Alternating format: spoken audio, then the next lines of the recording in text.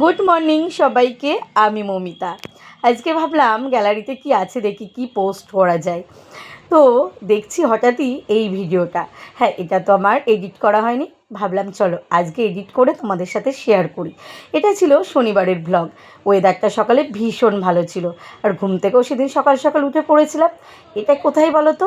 হ্যাঁ, এটা হচ্ছে ঠাকুরপুকুর ব্রাঞ্চ, ইন্ডিয়ান পাবলিক স্কুলের ঠাকুরপুকুর আরেকটা ব্রাঞ্চ। ওখানে বাবানদের নিয়ে গেছিলো সকালবেলা, অনেকটা সকালে ব্যাচ সেরেমনি ছিল।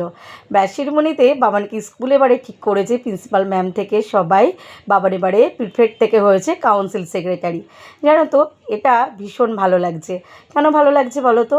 আসলে এগুলো তো টিচাররাই ঠিক করে, সবাই তো আর সবাইকে করে না। তো যেহেতু বাবানকে সিলেক্ট করেছে, বেশ কিন্তু ভালোই লাগছিল।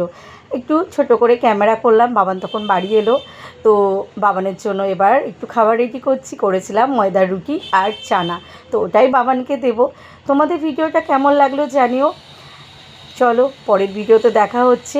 তবে জানো তো, বাবানের ইন্ডিয়ান পাবলিক স্কুলে এই 2 বছর পড়ছে। তো বলতে পারো বাবান কিন্তু ভীষণ হ্যাপি, আর আমরাও খুব হ্যাপি। স্কুলের টিচার থেকে প্রিন্সিপাল ম্যাম থেকে সবাই ভীষণ ভালো। তো চলো।